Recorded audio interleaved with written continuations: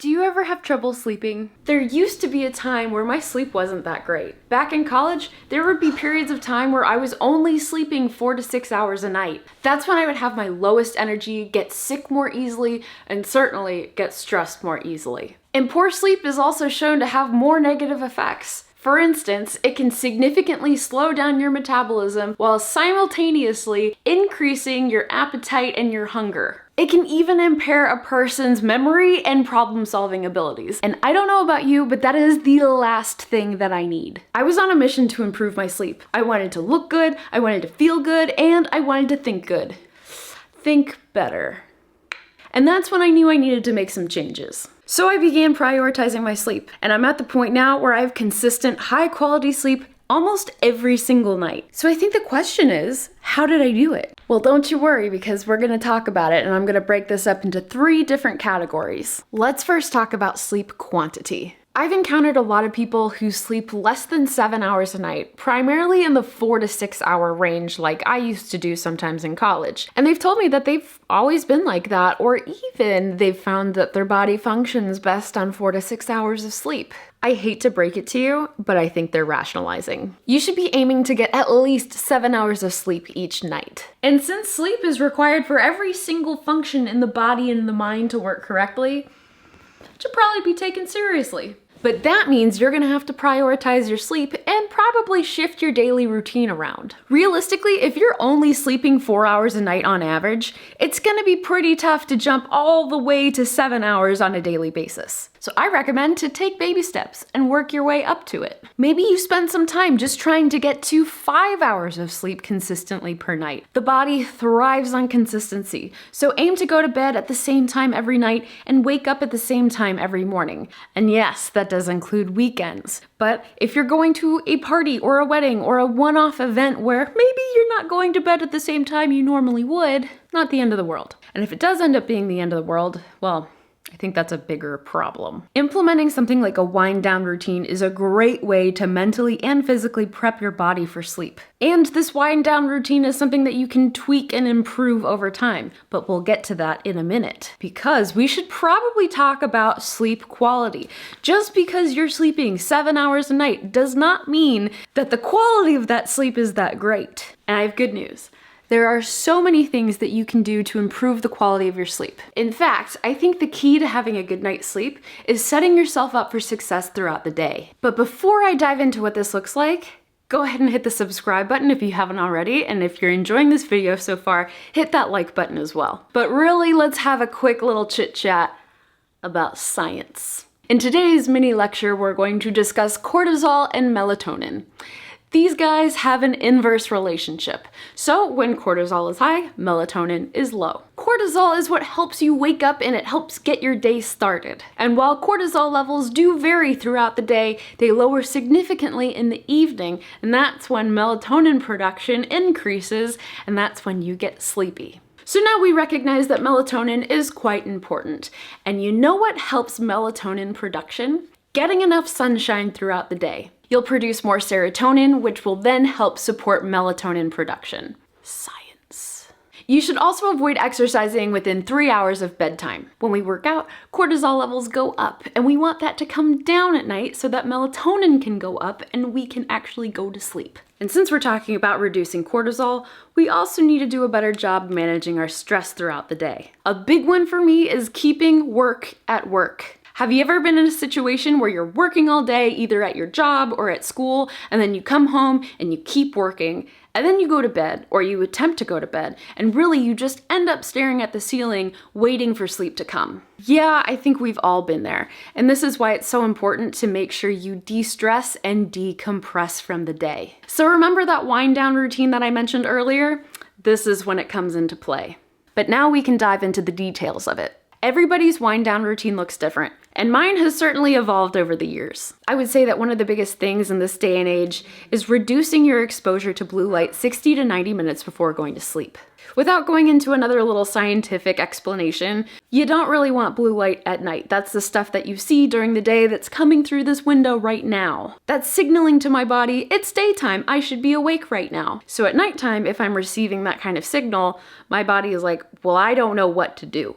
If you are gonna look at screens at night, I do encourage you to get some blue light blocking glasses and actually wear them. That's exactly what these are. I love them. They're from Warby Parker, but there are plenty of other brands out there. Do your research, find what you like. You can also do things like dimming the lights at night to simulate, hey, the sun has gone down. So I had seen these Himalayan salt lamps floating around the internet and everyone was saying, oh my gosh, they're so great for sleep. Well, they actually are, because they're emitting more yellow and orange and red kind of light instead of that blue, hey, good morning light.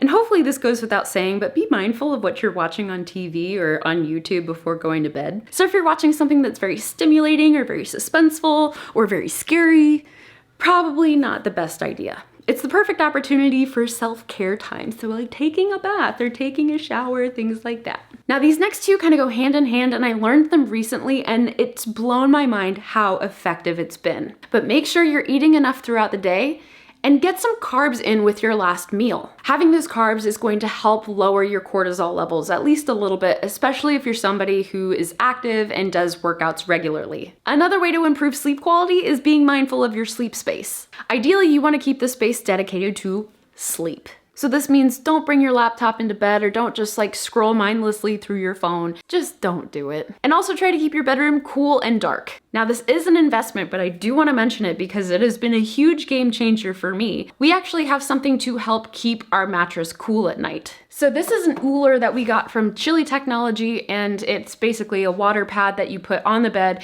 and you can regulate the temperature. Now you have to keep the room cool because it does emit some warmer air, but it is great. I love it, and it does a pretty good job keeping the mattress cool. There's probably more that I could say about sleep quality, but I think that really covers the big rocks. But there's one more thing that we need to talk about, and that is adaptability. So what do you do if you're sleeping in a space that you're not used to? And I can definitely speak to this because I used to travel for work every Monday through Thursday for about 7 years. For the sake of making this explanation easier, I'm just gonna use a hotel for this example. Throughout the day when I'm traveling, I wanna make sure I do everything I can to reduce stress, or at least to manage it. Because you know what? Travel in itself is stressful, even if you do it on a regular basis. And when I step into that hotel room, I wanna do everything I can to treat it as my sleep space. This is when having a wind down routine, even if it's abbreviated, is really helpful. Now, I don't know about you, but I find it very tempting to use my laptop while I'm laying in bed, especially in a hotel. Usually hotels have a desk or a couch or something, and I can use that as my laptop space, maybe as my workspace, whatever I need. But the bed is for sleeping. Now, earplugs are something I always bring with me when I travel, but I also keep a pair right next to my bed at home. Now, you may know that hotel walls are notoriously thin, so I know if I'm hearing external sound that I'm not used to, I'm probably gonna wake up. But also when I'm home, if my husband starts snoring, I wake up. I always have those ready to go just in case I need them. And let's be real, there are days that are incredibly stressful and you need maybe a little bit of help to help you wind down. And when I do encounter these days, I use supplements as a last resort. Now here's my disclaimer, I'm not a doctor. You should go talk to a doctor if you want to include more supplements into your life. You should also do your own research, and you should take what I say with a grain of salt because this is just my experience. Now that we've gotten that out of the way, I do want to share a few things that have worked very well for me in the past. Now this is a magnesium powder called Mellow from a company called Ned. They have 2 flavors, Meyer Lemon and Lavender Berry. I personally prefer the Lavender Berry. This is great for when I need to calm down.